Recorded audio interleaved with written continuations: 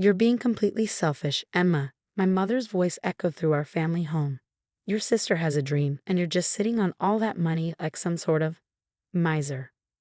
I stood in our kitchen, gripping the counter to steady myself as my entire family ganged up on me. My name is Emma Mitchell, and at 28, I was being vilified for refusing to empty my life savings to fund my younger sister Olivia's latest sure-thing business venture. It's not like that, I tried to explain, keeping my voice level. I've worked hard for my savings. I have plans.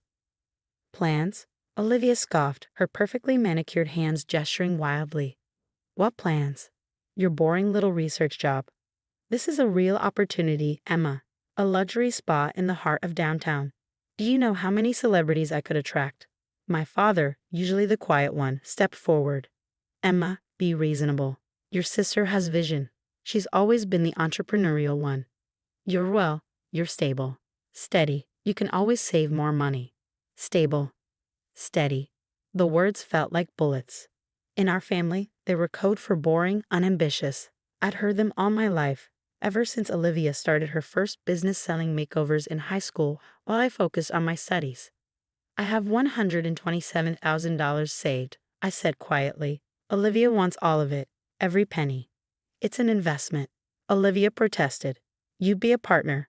Think big for once in your life, Emma. I thought about how I'd accumulated that savings, living in a tiny apartment while working full-time through graduate school, taking extra research projects on weekends. Careful budgeting, no vacations, no splurges. Meanwhile, Olivia had bounced from one failed venture to another. The fashion boutique that lasted 6 months, the organic juice bar that closed in weeks, the influencer marketing agency that never signed a single client. Each time, my parents had poured money into her dreams, believing the next one would be her big break. No, I said firmly. I'm sorry, but I won't do it. The kitchen exploded. How can you be so cruel? My mother cried. After everything we've done for you, my father added.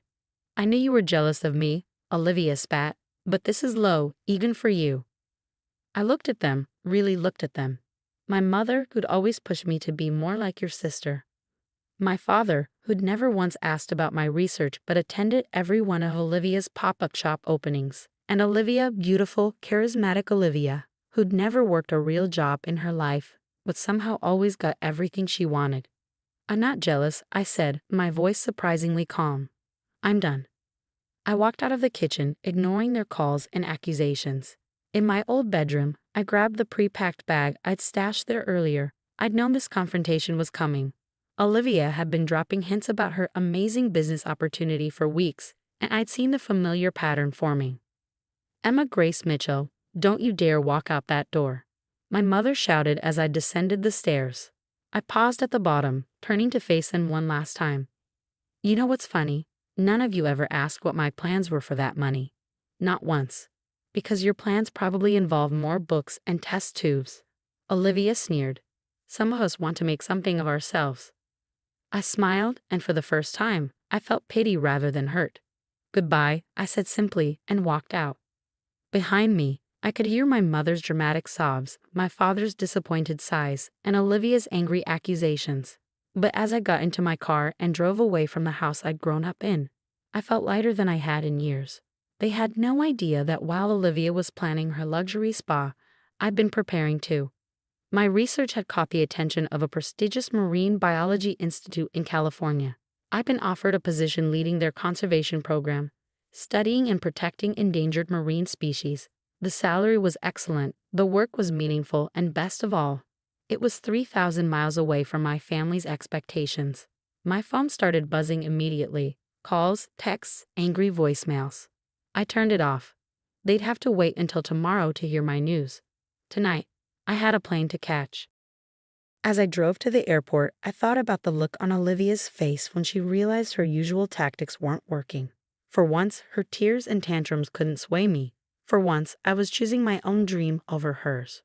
The California Institute had already arranged an apartment for me near the coast. By this time tomorrow, I'd be starting my new life. Let them call me boring.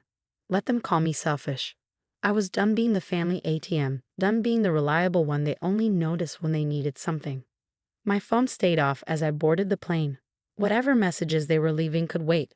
Right now, The Pacific was calling, and for the first time in my life, I was answering. 3 months passed in a blur of salty air, research vessels, and the most fulfilling work I'd ever done. My apartment overlooked the Pacific, and each morning I woke up to the sound of waves and seabirds rather than family drama. The first month, my phone was flooded with messages. My mother's voicemails ranged from hysterical, "How could you abandon your family like this?" to manipulative, "Your father's blood pressure is through the roof because of your selfishness." Olivia alternated between rage, "You've ruined everything," and desperate bargaining, "Just half the money then, 25%. I let them all go to voicemail. My work at the Institute was everything I dreamed of.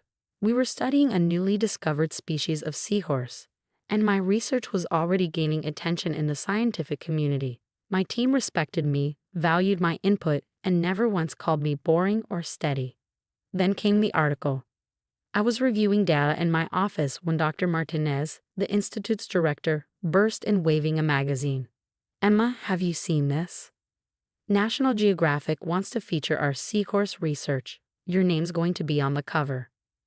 I stared at the mock-up she handed me. There it was, my name, my research, my dream come to life.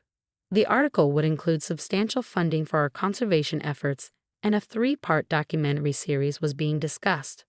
That evening, as I sat on my balcony watching the sunset, my phone buzzed. It was my father's number. For the first time in 3 months, I answered. "Emma?" His voice sounded smaller than I remembered. We saw the magazine article. The preview online." "Yes," I kept my voice neutral. "Why didn't you tell us? About the research position, the institute, all of it." "You never asked, Dad. You were all too busy calling me selfish for not funding Olivia's spa." He was quiet for a moment. "The spa, it fell through. The location Olivia wanted, it turned out the building had major structural issues. The whole thing would have been a disaster. Like the boutique, and the juice bar, and the marketing agency." Another long pause. "Your mother wants to talk to you." I heard rustling, then my mother's voice. "Emma? Sweetheart? We saw you on the Institute's website. You look so happy." "I am happy, Mom. This is what I've always wanted to do." "But you never said anything." "I tried, many times. But you and Dad were always too busy with Olivia's latest venture to listen." I heard a sharp intake of breath. We didn't realize." "No, you didn't. And now I have to go. I have an early morning tomorrow. We're tracking a new pod of seahorses." "Emma, wait. Your sister, she's been struggling since you left. Nothing's going right for her. Maybe if you just talk to her." I cut her off. "No, Mom. I'm not Olivia's backup plan anymore. I have my own life now."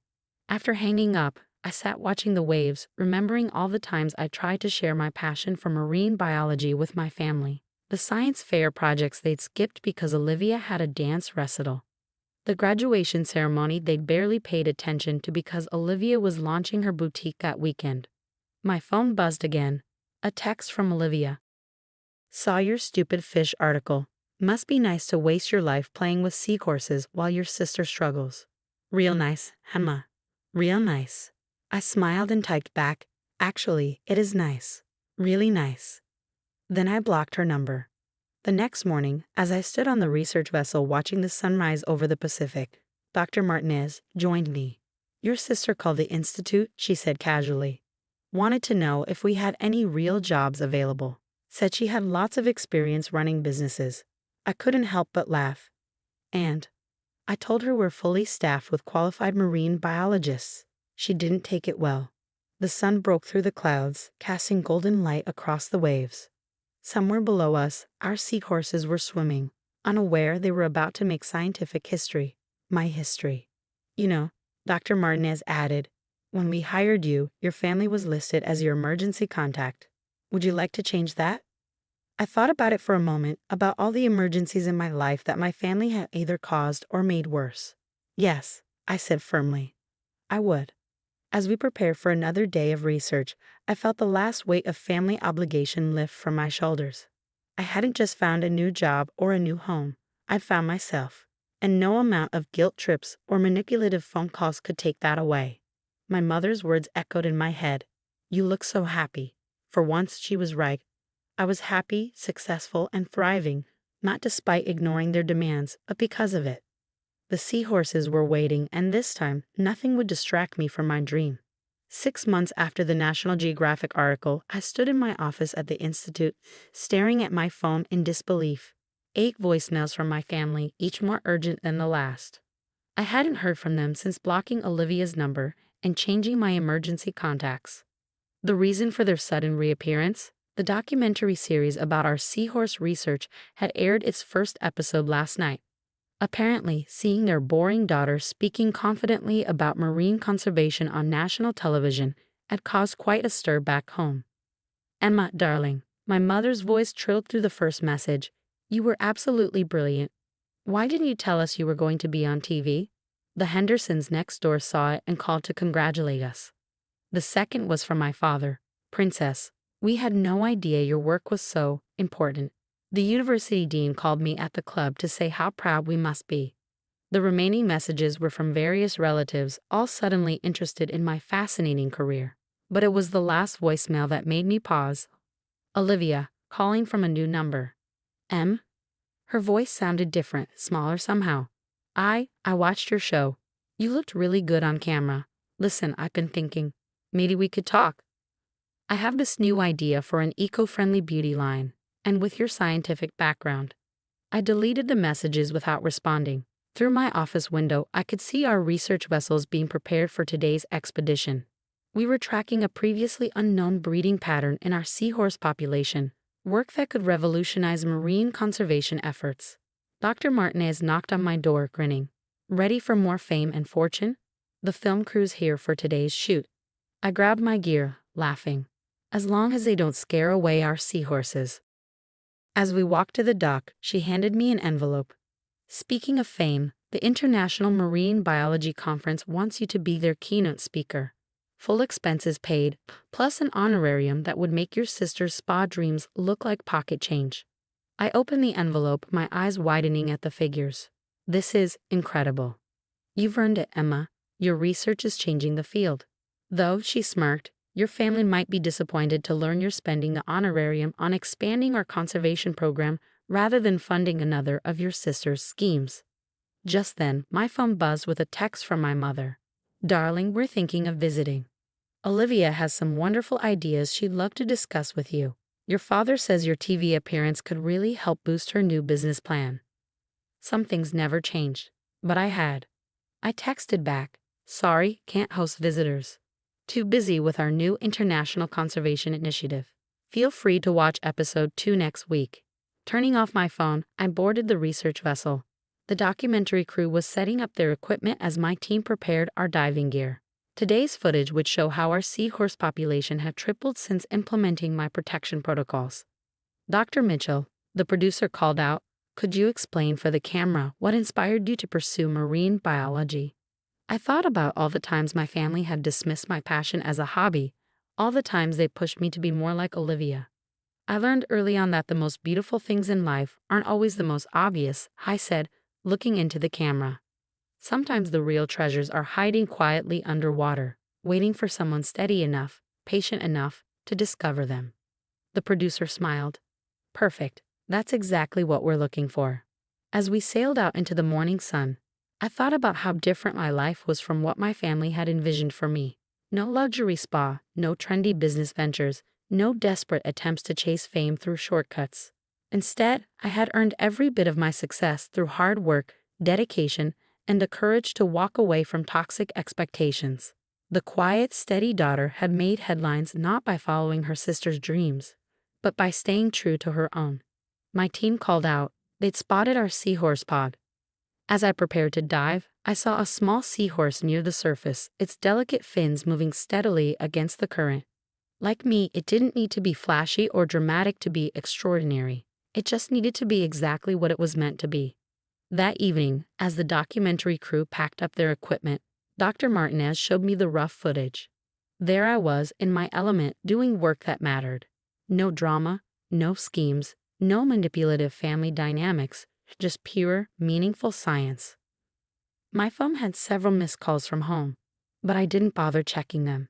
My real family was here, in my dedicated research team, in the institute that valued my work, and in the quiet underwater world where being steady wasn't an insult, but a strength. Tomorrow, we dive again. The seahorses were waiting, and this time, everyone could see their beauty, including me. The steady daughter had finally found her spotlight, not by demanding it like Olivia would have, but by earning it one patient discovery at a time. And that was the greatest victory of all.